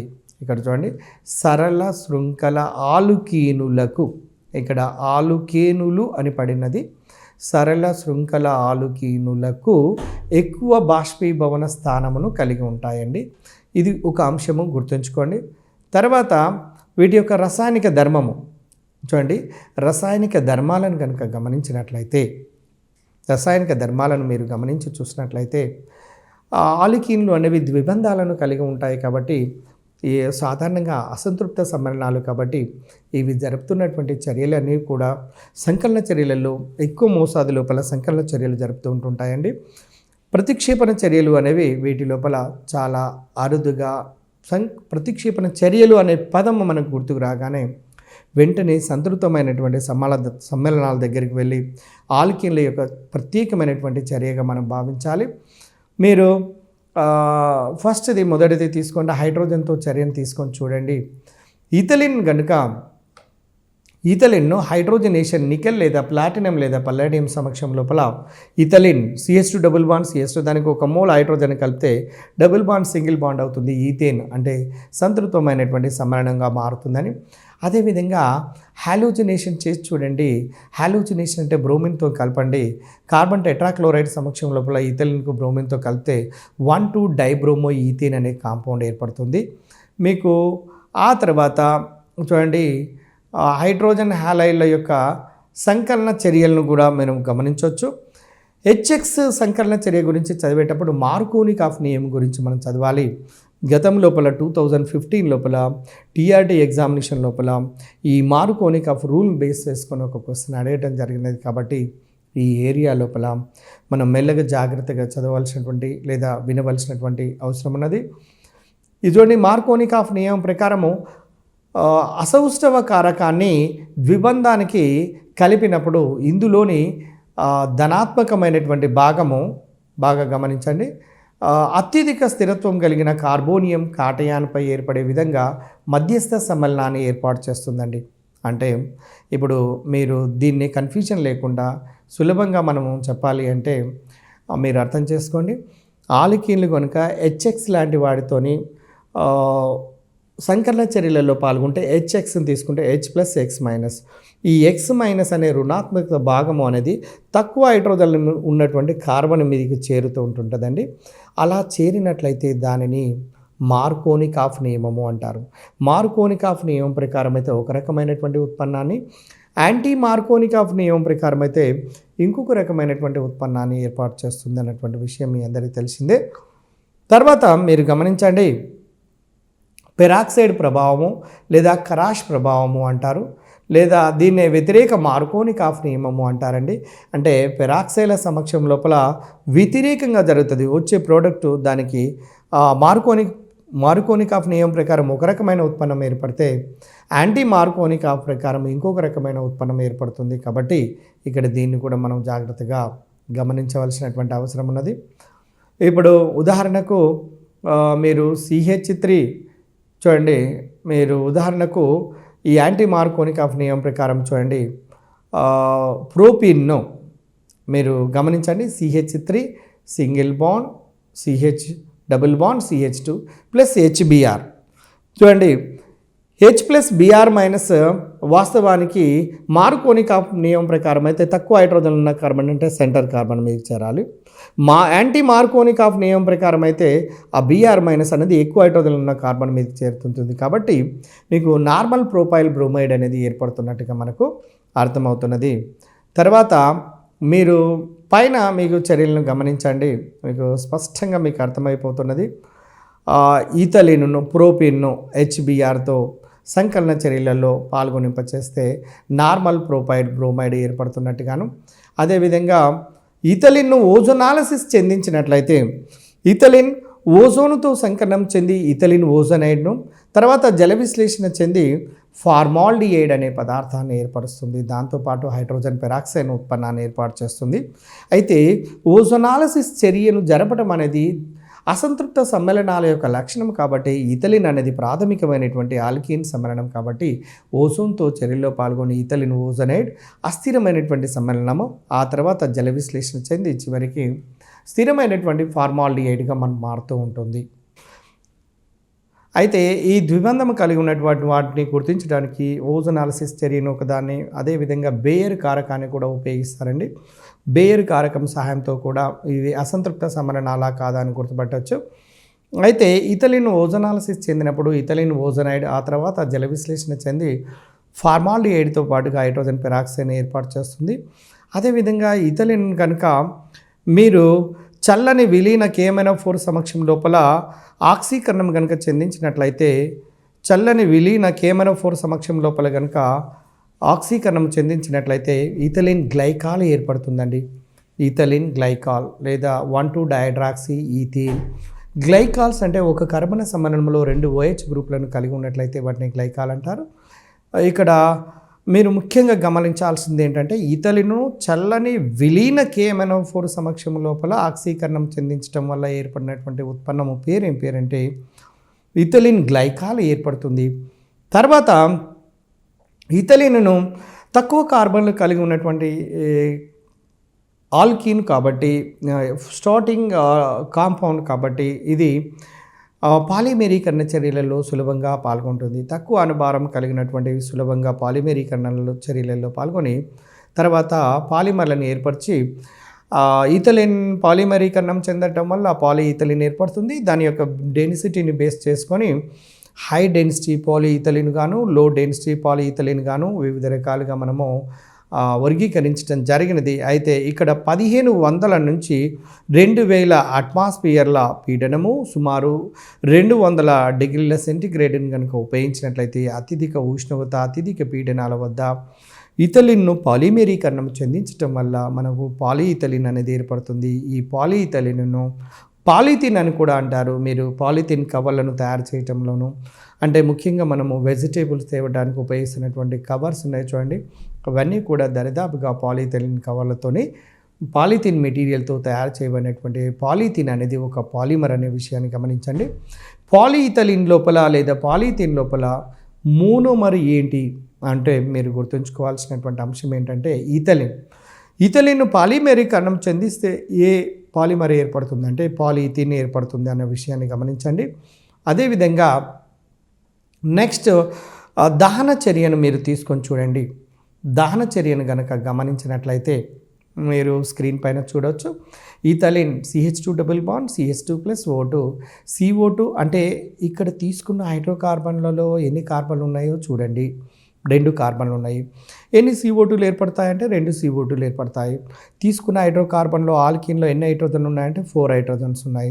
అందులో half of the water molecules ఏర్పడతాయి కాబట్టి 2 మోల్ల నీటి అణువులు ఏర్పడుతున్నాయండి. ప్లస్ ఉష్ణ శక్తి అంటే ఆల్కీనులు కానీ ఆల్కైన్లు కానీ ఏవైనా దహన చర్యలలో పాల్గొన్నప్పుడు ఆక్సిజన్తో చర్య నొందినప్పుడు లేదా మండినప్పుడు CO2 మరియు నీటి అణువులతో పాటుగా కొంత ఉష్ణ శక్తి వెలువరుస్తున్నటువంటి విషయం మీ అందరికీ తెలిసిందే. కాబట్టి ఇవి దహన చర్య, ప్రతి దహన చర్య ఒక ఉష్ణ మోచక చర్య అన్నటువంటి విషయం మీకు తెలిసినటువంటివి. ఇందులోపల మనము ప్రధానమైనటువంటి ముఖ్యమైనటువంటి అంశాల గురించి మనం చర్చించడం జరిగినది. ఆల్కీనులు అంటే ద్విబంధము కలిగిన సమ్మేళనాలు అని, తర్వాత ఆల్కీన్లను ఒలిఫిన్లు అనే పేరుతో పిలుస్తారని, ఆల్కీన్ల యొక్క సాధారణ ఫార్ములా CnH2 అని, ఆల్కీన్లు అన్నీ కూడా ద్విబంధాన్ని కలిగి ఉంటాయి కాబట్టి అసంతృప్త సమ్మేళనాలు అని. ప్రతి అసంతృప్త సమ్మేళనం తప్పకుండా సంకలన చర్యలలో పాల్గొంటుంది. అందువల్లనే ఇథలిన్ అనేది హైడ్రోజన్తో కానీ, క్లోరిన్తో కానీ, HX లాంటితో కానీ, వాటర్ మాలిక్యూల్స్తో కానీ, ఇతర అనేక రకాల HOX లాంటి మాలిక్యూల్తోని సంకలన చర్యలలో పాల్గొని వివిధ రకాల ఉత్పన్నాలను ఏర్పాటు చేస్తూ ఉంటుంది. అందులోపల ముఖ్యంగా మార్కోనికాఫ్ నియమము, యాంటీ మార్కోనికాఫ్ నియమం వద్ద మనం గమనించాల్సినటువంటి అవసరం ఉన్నది. ఇక్కడ మార్కోనికాఫ్ నియమంలో చూడండి, అసౌష్ఠవ ఆల్కీను అంటే బేసి సంఖ్యలో కార్బన్లు కలిగినటువంటి ఆల్కీనుకు హెచ్ఎక్స్ లేదా H2O లాంటి ధృవాత్మకమైనటువంటి అణువులు ఈ అసౌష్ఠవ ఆల్కీన్ మీదకి చేరేటప్పుడు ఈ ధృవాత్మక అణువులోని రుణావిష్ట భాగము అనేది తక్కువ హైడ్రోజన్లు ఉన్నటువంటి కార్బన్ మీదకి చేరటం అనేది మార్కోనికాఫ్ నియమాన్ని తెలియచేస్తుంది. దాన్ని ఆధారంగా చేసుకొని గతం లోపల ప్రీవియస్లో డిఎస్సిలో లేదా టీఆర్టీ ఎగ్జామినేషన్లో క్వశ్చన్ అడిగాడు కాబట్టి ఆ ఏరియాలో కరెక్ట్గా మనము ఏ రియాక్షన్ ఇచ్చినా మనం రాయగలుగుతున్నామా లేదా అనేది మనం చెక్ చేసుకోవాల్సినటువంటి అవసరం ఉన్నది. తర్వాత ఆలుకేనులు, సైక్లో ఆలుకీనులు, ఆ తర్వాత ఆలుకైనులు అనేవి ప్రధానమైనటువంటివి. ఆలుకైన్ల గురించి మనం చూడటం జరిగింది. ఇక్కడ త్రిబంధము కలిగి ఉన్నటువంటి అసంతృప్త హైడ్రోకార్బన్లను ఆలుకైన్లు అంటారని, తర్వాత వీటి యొక్క జనరల్ ఫార్ములాను స్క్రీన్ పైన అబ్జర్వ్ చేయొచ్చు. CnH2n-2 ఆలుకీన్ల కంటే 2 హైడ్రోజన్లు తక్కువ ఉంటాయండి.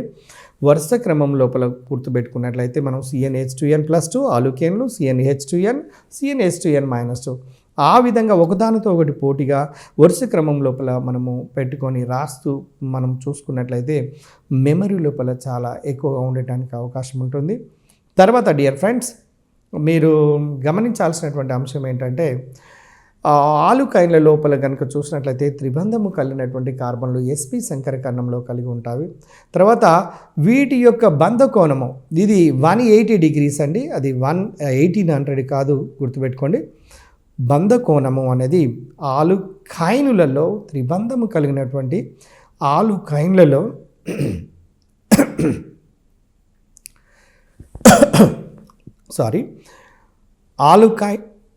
త్రిబంధము కలిగినటువంటి ఆలుకైన్లలో బంధ కోణం ఎంత ఉంటుందంటే 180 degrees. మీకు స్క్రీన్ పైన 1800గా కనపడుతున్నది కాదది, 180 degrees మాత్రమే. sp3 సంకర కర్ణం ఉంటే 109 degrees 28 minutes, sp2 సంకర కర్ణం ఉంటే 120 degrees. అదే sp సంకర కర్ణం కనుక కలిగి ఉన్నట్లయితే 180 degrees అండి. దీన్ని కరెక్షన్ చేసుకొని మీరు గమనించండి. తర్వాత IUPAC నామకరణము, ఆల్కైన్ల యొక్క నామకరణాన్ని చూడండి. అక్కడ మీరు స్క్రీన్ మీద గమనించవచ్చు. CH ట్రిపుల్ బాండ్ CH అండి, చూడండి, CH ట్రిపుల్ బాండ్ CH అలా ఉంటే దాన్ని ఏమంటారంటే ఈథైన్ అంటారండి. CH triple bond CH. దీన్నే ఇంకొక మాటలో ఎసిటిలిన్ అని కూడా అంటారు, ఎసిటిలిన్. ఈ ఆల్కైన్లకు ఇంకొక పేరు ఏంటంటే ఎసిటిలినులు అనే పేరు కూడా ఉందండి. ఆలుకీన్లకు పారాఫిన్లు, ఆలుకీన్లకు ఒలిఫిన్లు, తర్వాత ఆలుకైన్లకు ఎసిటిలిన్లు అంటారు. ఎందుకంటే the starting compound is acetylene కాబట్టి దీన్ని ఎసిటిలిన్ అనే వర్డ్తో మనము ఎసిటిలిన్ అనే వర్డ్తో పిలుస్తున్నాము. అయితే వీటి యొక్క IUPAC నామకరణం కనుక చూసినట్లయితే ఫస్ట్ కార్బన్ల సంఖ్యను లెక్కించండి, రూట్ వర్డ్ను మనం ఎన్నుకోండి, తర్వాత త్రిబంధం ఉన్నది కాబట్టి ఐన్ అనే సఫిక్స్ని తీసుకోండి. నెక్స్ట్ కనుక గమనించినట్లయితే ప్రోపైన్లో చూడండి, prop indicates the presence of 3 carbon atoms, అంటే ఇది 3 కార్బన్ అని తెలియజేస్తుంది. తర్వాత CH3 single bond, C triple bond అండి, ఇక్కడ C ట్రిపుల్ బాండ్ CH, దీన్ని ప్రోపైన్ అంటారు.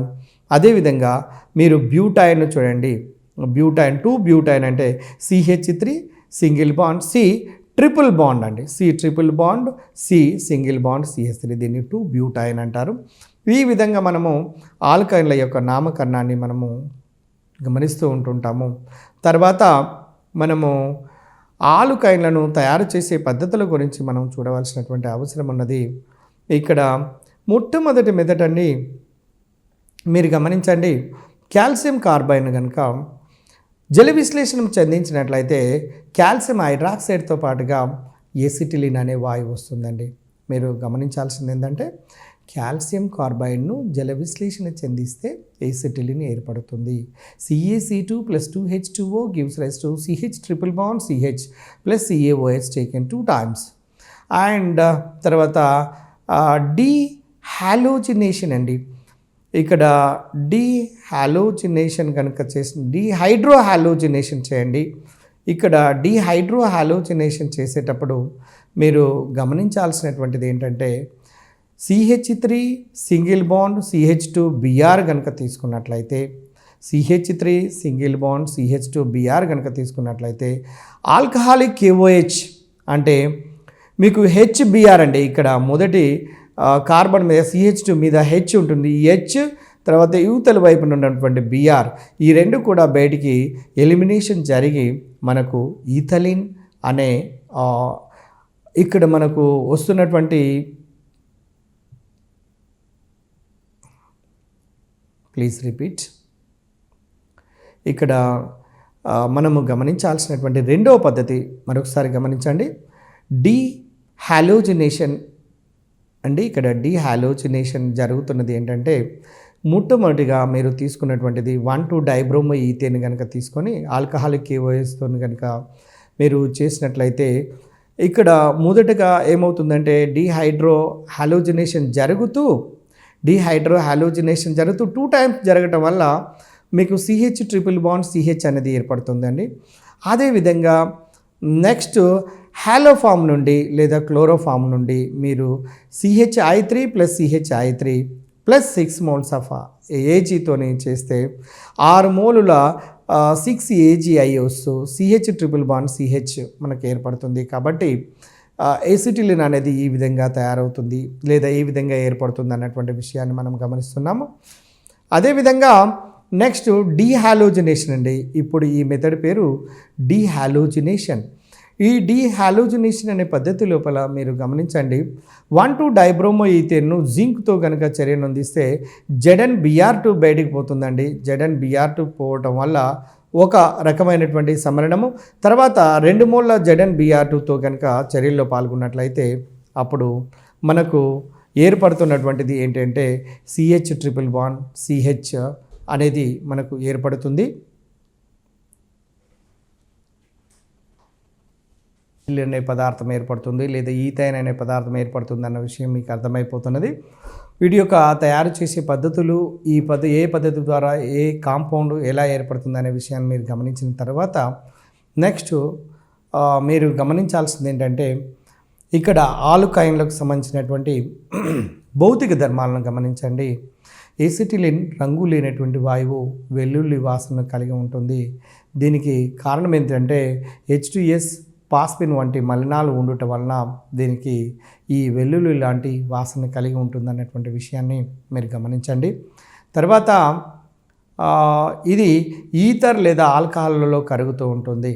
మీరు గమనించాల్సింది ఏంటంటే, ఇది హైడ్రోకార్బన్ కాబట్టి, కర్బన పదార్థం కాబట్టి, కర్బన ద్రావణమైనటువంటి ఈథర్ మరియు ఆల్కహాల్ లాంటి వాటి లోపల కరుగుతున్నటువంటి విషయాన్ని మీరు గమనించాలి. తర్వాత రసాయనిక ధర్మాలను కనుక చూసినట్లయితే మీ అందరికీ తెలుసు, ఎసిటిలిన్ అనేది అసంతృప్త పదార్థము. ఇవి సాధారణంగా సంకలన చర్యలలో పాల్గొంటుంది.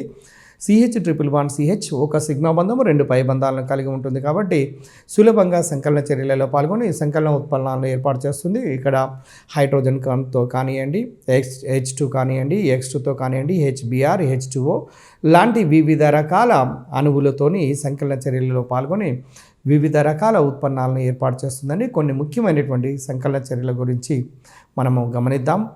ఇక్కడ చూడండి, CH triple bond CH + H2 nickel సమక్షం లోపల కనుక చూసినట్లయితే ఈథీన్గా మారుతుంది.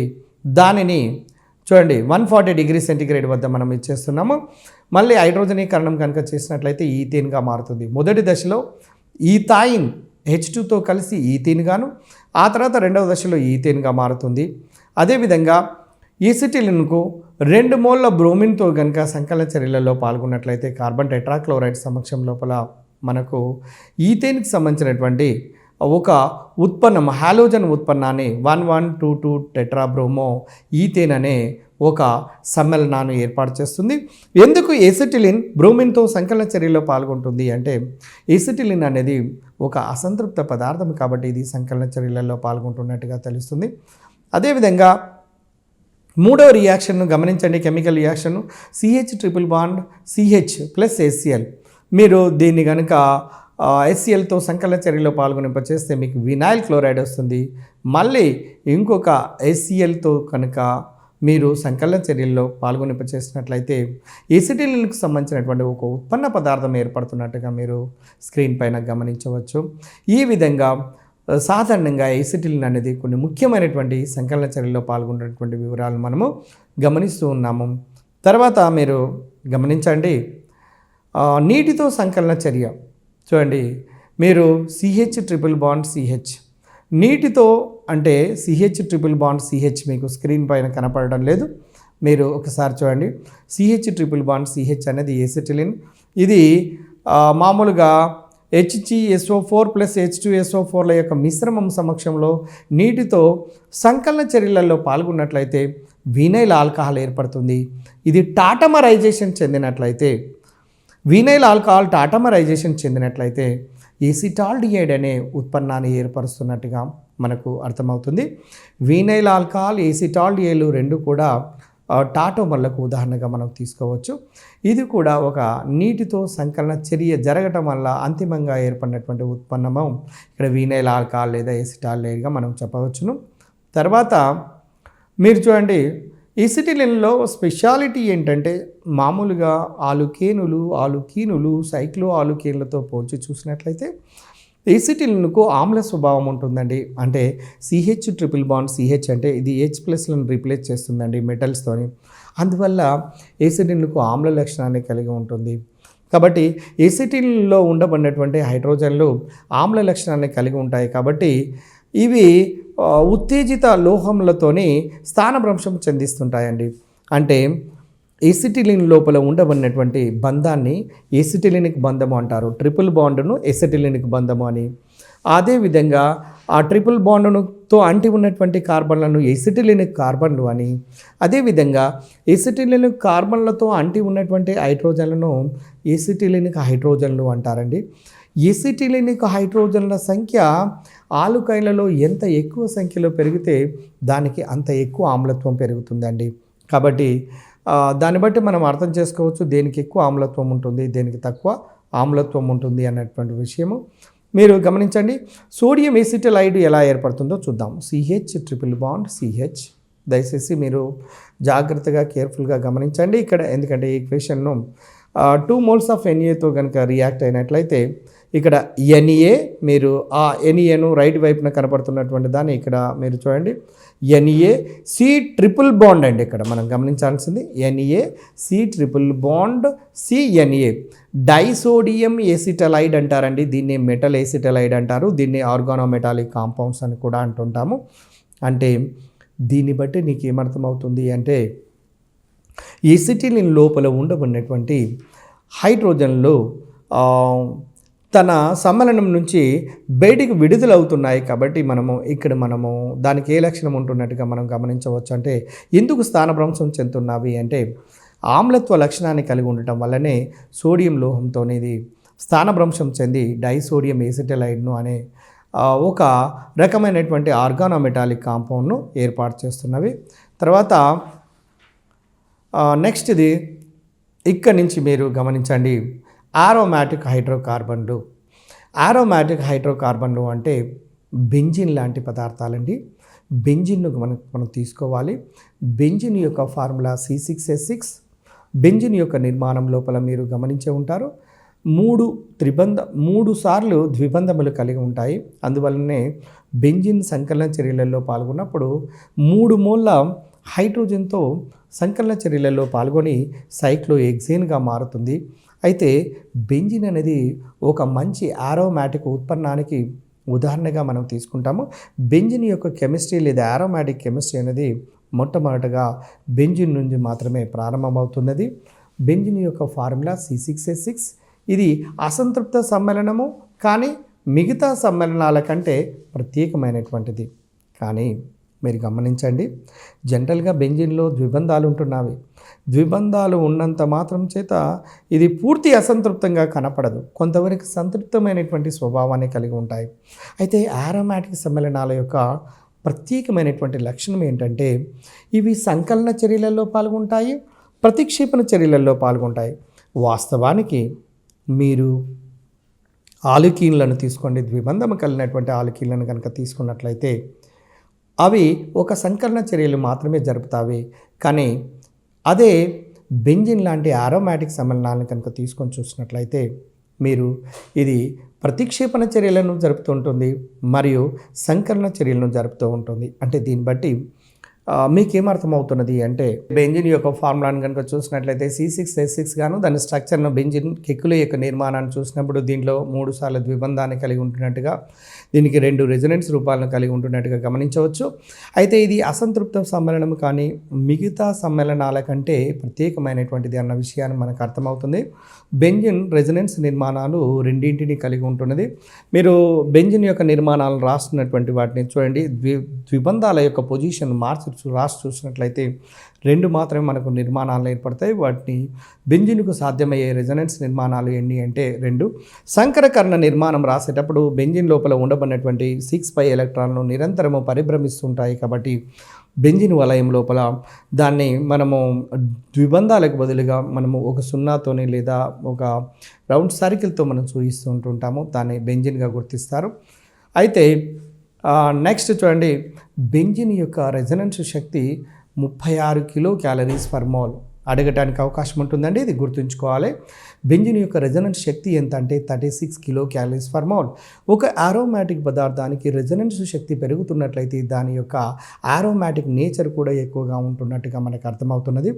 2 పదార్థాల యొక్క రెజొనెన్స్ శక్తి విలువలను కనుక మనకు ఇచ్చినప్పుడు దాన్ని ఆధారంగా చేసుకుని చెప్పొచ్చు. రెజొనెన్స్ శక్తి పెరుగుతున్న కొలది దాని యొక్క స్థిరత్వం కూడా పెరుగుతూ ఉంటుంది. అయితే బెంజిన్ ఎక్కువ రెజొనెన్స్ నిర్మాణాలను కలిగి ఉండటం వలన ఎక్కువ స్థిరత్వాన్ని కలిగి ఉంటుంది అన్నటువంటి విషయం మీకు అర్థమవుతున్నది. తర్వాత చూడండి, ఒక్కసారి స్క్రీన్ పైన మీరు అబ్జర్వ్ చేయండి బెంజిన్ యొక్క నిర్మాణాలను. డబుల్ బాండ్ పొజిషన్ మొదటగా ఎక్కడైతే డబుల్ బాండ్ ఉన్నదో ఆ విధమైనటువంటి డబుల్ బాండ్ పక్కకు జరిగినది, అంటే పై బాండింగ్ ఎలక్ట్రాన్స్ స్థానభ్రంశం జరగడం వల్ల ఈ బెంజిన్ యొక్క 2 నిర్మాణాలు ఏర్పడుతున్నాయి. బెంజిన్కు 2 రెజొనెన్స్ నిర్మాణాలు ఉంటున్నట్టుగా మనకు అర్థమవుతున్నది. తర్వాత ఆరోమాటిక్ సమ్మేళనాలను అని తెలియచేయడానికి హుకెల్ నియమం ఉన్నదండి. హుకెల్ నియమం ప్రకారం 4n+2π ఎలక్ట్రాన్లను కలిగి ఉంటున్నది. 4n+2π ఎలక్ట్రాన్లను కలిగి ఉన్నటువంటి ప్రతి పదార్థం కూడా తప్పకుండా ఆరోమాటిక్ సమ్మేళనంగా చెప్పడం జరిగినది. అయితే జనరల్గా ఆరోమాటిక్ సమ్మేళనాలు ఆరోమా అంటే తీయటి సువాసన కలిగి ఉండటమే కాకుండా తర్వాత ద్విబంధాలు ఆల్టర్నేట్గా ఉండటం, సమతలమైనటువంటి నిర్మాణాలను కలిగి ఉండటం, sp2 నిర్మాణాన్ని sp2 సంకరకరణంలో కలిగినటువంటి కార్బన్లను కలిగి ఉండటం, తర్వాత సంకలన చర్యలలో పాల్గొనడం, ఇవి కొన్ని ధర్మాలు ఉన్నప్పటికీ కూడా అన్ని ధర్మాలను కూడా అర్థం చేసుకోవడానికి లేదా సులభంగా మనం వెంటనే ఒక ఆరోమాటిక్ సమ్మేళనమా కాదా అని గుర్తించాలి అంటే హుకెల్స్ లా ప్రకారము 4n+2π ప్రకారము n విలువ 0 కనుక ఉన్నట్లయితే అప్పుడు 4n+2 ప్రకారం మీరు దాంట్లో సబ్స్టిట్యూట్ చేస్తే 2π ఎలక్ట్రాన్లు, దానికి సైక్లోప్రోపినైల్ కీటయాన్ ఒక ఎగ్జాంపుల్గా తీసుకోవచ్చండి. సైక్లోప్రోపినైల్ కీటయాన్ లాంటి దాన్ని, ఎందుకంటే n విలువ 0 ఉంటే 2π, n విలువ 1 ఉంటే 6π, n విలువ 2 కనుక తీసుకున్నట్లయితే 10π, మీరు n విలువ 1 తీసుకున్నప్పుడు 6π. ఇప్పుడు బెంజిన్ వలయం లోపల 3 ద్విబంధాలు ఉన్నాయి చూడండి. 3 ద్విబంధాలు, ఒక్కొక్క ద్విబంధంలో 2π ఎలక్ట్రాన్లు ఉంటాయి. కాబట్టి 3 × 2 అంటే 6π ఎలక్ట్రాన్లు కలిగి ఉంటున్నది. కాబట్టి ఇక్కడ హుకెల్ లా ప్రకారం బెంజిన్ లోపల 6π ఎలక్ట్రాన్లు కలిగి ఉంటున్నాయి. కాబట్టి the benzene is the aromatic compound అన్నటువంటి విషయం మనకు అర్థమవుతుంది. తర్వాత మీరు గమనించాల్సినటువంటి విషయం ఏంటంటే బెంజిన్ నందు 6π ఎలక్ట్రాన్లు కలవు, కావున ఇది ఆరోమాటిక్ సమ్మేళనం అవుతుంది. దేని ప్రకారము అంటే హుకెల్స్ లా ప్రకారం మనకు ఆరోమాటిక్ సమ్మేళనం అవుతుంది. అదేవిధంగా మీరు n విలువ 2 తీసుకోండి, నాఫ్థలిన్ వస్తుందండి, 10π ఉంటుంది. n విలువ 3 తీసుకోండి, యాంథ్రసిన్ అంటే దాంట్లో 14π ఎలక్ట్రాన్లు ఉంటుంటాయి. 4π పెంచుకుంటూ పోయినట్లయితే మనకు తెలుస్తుంది. ఫస్ట్ 2π, 6π, 10π, 14π, 18π, ఈ విధంగా పై ఎలక్ట్రాన్లను కలిగి ఉన్నటువంటి ప్రతి కర్బన సమ్మేళనము ఈ హుకెల్ లా ప్రకారము ఆరోమాటిక్ సమ్మేళనం అవుతుంది.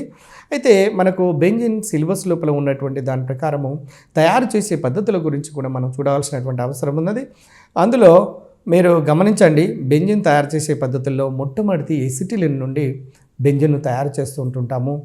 ఎసిటిల్ నుండి బెంజిన్ను తయారు చేసేటప్పుడు 3 మోల్ల ఎసిటిలిన్ను మీరు గమనించండి, 3 మోల్ల ఎసిటిలిన్ను ఎర్రటి కాల్చినటువంటి గొట్టం ద్వారా కనుక పంపించినట్లయితే మనకు ట్రైమరైజేషన్ చెంది, డైమరైజేషన్ అంటే 2 అణువులు కలవటం, ట్రైమరైజేషన్ అంటే 3 అణువులు కలవటం, టెట్రమరైజేషన్ అంటే 4 అణువులు కలవటం. ఇక్కడ ట్రైమరైజేషన్ చెందటం వల్ల ఒక రకమైనటువంటి పాలిమరైజేషన్ జరగటం వల్ల బెంజిన్ అనే ఒక ట్రైమర్ ఏర్పడుతుంది. దాని యొక్క ఫార్ములా చూసినట్లయితే C6H6. 3 moles of CH triple bond CH లేదా 3 మోల్స్ ఆఫ్ C2H2ని తీసుకుంటే మీకు బెంజిన్ ఏర్పడుతున్నట్టుగా మనకు అర్థమవుతున్నది. తర్వాత సోడియం బెంజోయేట్ని తీసుకోండి రెండవ పద్ధతిని. డీకార్బాక్సిలేషన్ మెథడ్ సోడా లైమ్ ద్వారా NaOH ప్లస్ CaO సమక్షం లోపల డీకార్బాక్సిలేషన్ చెందించినట్లయితే మనకు సోడియం బెంజోయేట్ నుంచి బెంజిన్ అనే పదార్థం ఏర్పడుతున్నట్టుగా గమనించవచ్చు. అదేవిధంగా ఇంకొక పద్ధతిని మీరు తీసుకొని చూసినట్లయితే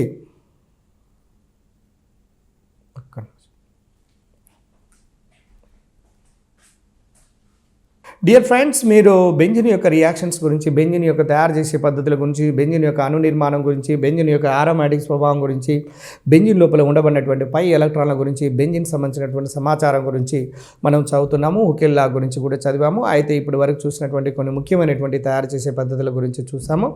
తర్వాత మీరు గమనించాల్సినటువంటి ఏంటంటే ఈ బెంజిన్ యొక్క ప్రతిక్షేపణ చర్యల గురించి గమనించండి.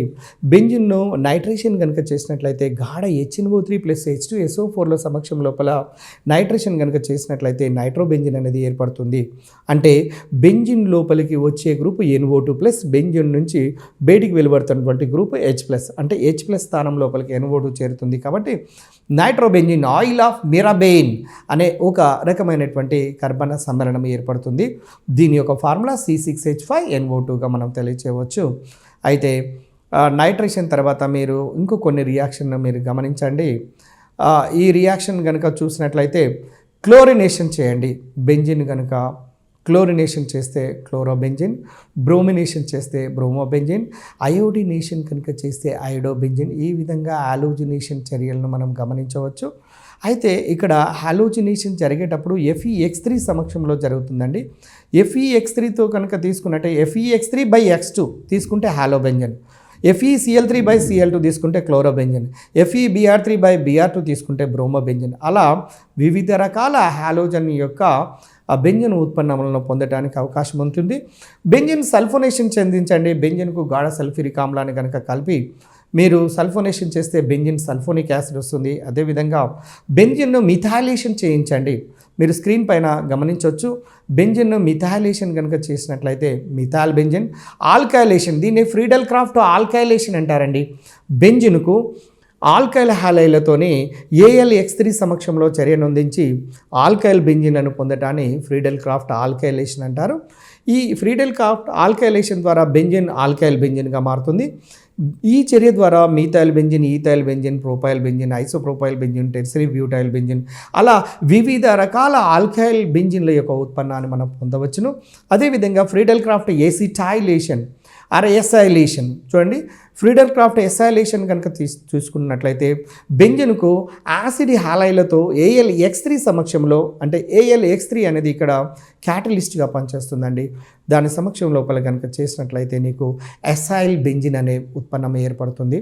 ఇక్కడ హాలోజినేషన్ చేస్తే హాలోబెంజిన్, నైట్రేషన్ చేస్తే నైట్రోబెంజిన్, సల్ఫోనేషన్ చేస్తే బెంజిన్ సల్ఫోనిక్ యాసిడ్ C6H5SO3H ఏర్పడుతుంది. అదేవిధంగా బెంజిన్ ఫ్రీడెల్ క్రాఫ్ట్ ఆల్కైలేషన్ చేస్తే ఆల్కైల్ బెంజిన్ ఏర్పడుతుంది. ఫ్రీడెల్ క్రాఫ్ట్ ఎసైలేషన్ చేస్తే ఎసైల్ బెంజిన్ ఏర్పడుతుంది. అంటే బెంజిన్ మీద RC111O గ్రూప్ ఉంటుందండి. అదేవిధంగా ఫ్రీడెల్ క్రాఫ్ట్ బెంజాయిలేషన్ కనుక చేసినట్లయితే నీకు ఆ బెంజిన్ సంబంధించినటువంటి ఒక ఉత్పన్న పదార్థం ఏర్పడుతున్నది. అంటే ఈ చర్యల వలన మీకు సుస్పష్టంగా మనకు అర్థమవుతున్నది బెంజిన్లు చాలా ప్రతిక్షేపణ చర్యలలో సులభంగా పాల్గొంటున్నట్లుగాను, సంకలన చర్యలలోనైతే మందకొడిగా పాల్గొంటుంటాయండి. అంటే ఇది ఆరోమాటిక్ సమ్మేళనాల యొక్క ప్రత్యేకమైనటువంటి లక్షణంగా మనం భావించవచ్చు. తర్వాత నెక్స్ట్ది ఇంకొక విషయాన్ని గమనించండి. దీన్ని తర్వాత డియర్ ఫ్రెండ్స్, అయితే కొన్ని సందర్భాల్లో బెంజిన్ నేక్డ్ బెంజిన్ కనుక తీసుకున్నట్లయితే చర్యలు ఈ విధంగా nitration, sulphonation, halogenation, Friedel Craft alkylation, Friedel Craft benzoylation, acylation లాంటి వివిధ రకాల చర్యలు జరిపి వివిధ రకాల ఉత్పన్నాలను ఏర్పాటు చేస్తున్నట్టుగా మనకు అర్థమవుతున్నది. అయితే ఇందులోపల గమనించాల్సింది ఏంటంటే ఫ్రీడెల్ క్రాఫ్ట్ నైట్రేషన్ లోపల ఉండబడే ఎలక్ట్రోఫైల్ పేరు చాలా ముఖ్యమైనదండి.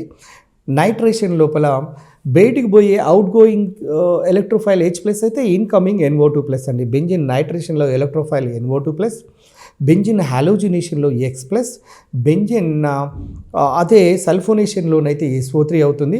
బెంజిన్ ఫ్రీడల్ క్రాఫ్ట్ ఆల్కైలేషన్లోనైతే R+, బెంజిన్ ఫ్రీడల్ క్రాఫ్ట్ ఎస్ఐలేషన్లోనైతే RC11O+, అదేవిధంగా బెంజిన్ ఫ్రీడల్ క్రాఫ్ట్ బెంజాయిలేషన్లోనైతే PHC11O+ ఎలక్ట్రోఫైల్గా పనిచేస్తాయి అన్నటువంటి విషయాన్ని గుర్తించిన తర్వాత ఏక ప్రతిక్షేపిత బెంజిన్లో అంటే బెంజిన్ పైన ఏదైనా ఒక ప్రతిక్షేపము ఉన్నట్లయితే, ఉదాహరణకు OH ఉన్నది అనుకుందాము. బెంజిన్ మీద OH ఉంటే హైడ్రాక్సీ బెంజిన్ అంటారండి. దీన్ని ఫీనాల్ అని కూడా అంటారు. ఒకవేళ NO2 గ్రూప్ ఉన్నట్లయితే నైట్రోబెంజిన్, క్లోరిన్ ఉంటే క్లోరోబెంజిన్, బ్రోమిన్ ఉంటే బ్రోమోబెంజిన్, ఎయిథైల్ ఉంటే ఎయిథైల్ బెంజిన్, ఐసోప్రోపైల్ గ్రూప్ ఉంటే ఐసోప్రోపైల్ బెంజిన్. ఈ విధంగా వివిధ రకాల బెంజిన్ యొక్క ఉత్పన్నాలను తయారు చేయవచ్చు. ఒకటే సబ్స్టిట్యూషన్ కలిగినటువంటి, ఒకటే గ్రూప్ కలిగినటువంటి ఒక సమ్మేళనం కనుక ఉన్నట్లయితే తర్వాత జరగబోయే చర్యలు అనేది ఆ సమ్మేళనం మీద ఉండబడినటువంటి గ్రూప్ యొక్క నేచర్ మీద ఆధారపడి ఉంటుందండి. ఇప్పుడు ఇక్కడ 2 రకాల చర్యలు జరుగుతాయి. ఆర్థో పారా డైరెక్షన్లో జరిగే చర్యలు ఒకటి, రెండోది మెటా డైరెక్షన్లో జరిగే చర్యలు ఒకటి. అంటే మీరు ఆర్థో పారాను దిశను నిర్దేశించేవి ఏంటంటే బెంజిన్ మీద ఒకవేళ OH గ్రూపు లేదా NH2 గ్రూపు లేదా OCH3 గ్రూపు లేదా ఆల్కైల్ గ్రూపులు మీథైల్, ఈథైల్, ప్రోపైల్ లాంటి గ్రూపులు కనుక ఉన్నట్లయితే అవి బెంజిన్ లోపలికి ఎలక్ట్రాన్లను రిలీజ్ చేసే నేచర్ను కలిగి ఉంటుంటుంది. కాబట్టి బెంజిన్ను ఉత్తేజితం చెందించడం వలన ఆర్థో మరియు పారా స్థానాల లోపల ఎలక్ట్రాన్ డెన్సిటీ పెరగటం వల్ల వచ్చి చేరే ఇన్కమింగ్ ఎలక్ట్రోఫైల్ గ్రూప్ అనేది ఆర్థో మరియు పారా స్థానాల్లో చేరుతూ ఉంటున్నది. కాబట్టి ఈ OH, NH2, OCH3 మరియు CH3 లేదా ఆల్కైల్ లాంటి గ్రూపులను మనము ఆర్థో పారా డైరెక్టింగ్ గ్రూప్స్ అని కూడా అంటుంటాము, లేదా ఆర్థో పారా యాక్టివేటింగ్ గ్రూప్స్ అని కూడా అనవచ్చు. ఒకవేళ బెంజిన్ మెటా స్థానంలో నిర్దేశించబడాలి అంటే మీరు చూడండి, బెంజిన్ యొక్క పై భాగంలో NO2 గ్రూప్ యొక్క నిర్మాణం రాయండి. N+O. నెక్స్ట్ ఇక్కడ కోఆర్డినేటివ్ కోవలెంట్ బాండ్తో O ఉంటుంది. అంటే డబుల్ బాండ్ కానీ చూడండి, డబుల్ బాండ్ కానీ ట్రిపుల్ బాండ్ కానీ బెంజిన్ పైభాగంలో కనుక ఉన్నట్లయితే అటువంటి గ్రూపులన్నీ కూడా బెంజిన్ వలయముల నుంచి ఎలక్ట్రాన్ను ఉత్తేజాన్ని తగ్గిస్తూ ఉంటుంటాయి. అలాంటి ఉత్తేజాన్ని తగ్గించే గ్రూపులకు ఉదాహరణ NO2, CF3, CCl3 లాంటి ఎక్సెట్రా వాటిని మనం తీసుకున్నట్లయితే బెంజిన్ యొక్క యాక్టివిటీని తగ్గించి చివరకు మనకు దానిపైన అంటే ఉదాహరణకు బెంజిన్ మీద నైట్రో గ్రూప్ ఉండి దానిపైన చర్యలు కనుక జరిగితే అప్పుడు చేరే గ్రూపు అక్కడ మెటా పొజిషన్ లోపలికి చేరుతుందండి. ఈ మెటా పొజిషన్ లోపలికి చేరడానికి గల కారణం ఏంటంటే NO2 గ్రూప్ యొక్క లక్షణం ఏంటంటే మెటా పొజిషన్ లోపల పై ఎలక్ట్రాన్ డెన్సిటీను నెగిటివ్ ఛార్జ్ను డెవలప్ చేస్తుంది. కాబట్టి వచ్చి చేరే ఎలక్ట్రోఫైల్ మెటా పొజిషన్ లోపలికి చేరి మెటా పొజిషన్లో మాత్రమే చర్యలు జరిగేటట్టుగా చూస్తాయి. కాబట్టి వీటిని మెటా డైరెక్టింగ్ గ్రూప్స్ అంటాము. ఈ విధంగా బెంజిన్ సంబంధించినటువంటి చర్యలు, తయారు చేసే పద్ధతులు, వాటికి సంబంధించినటువంటి అంశాల గురించి చూడటం జరిగినది. డియర్ ఫ్రెండ్స్, మీరు తప్పకుండా ఈ organic chemistry part 1, part 2, part 3 ఈ 3 పార్ట్లను కూడా మీరు స్పష్టంగా గమనించి వాటిపైన మీరు ఇంకా వర్క్ చేసి పూర్తిగా కమాండింగ్ ఏర్పడిన తర్వాత ప్రతి పాయింట్ని మీరు ఓన్గా నోట్స్ని తయారు చేసుకొని సక్సెస్ కావాలని కోరుకుంటూ ముగిస్తున్నాను. Thank you.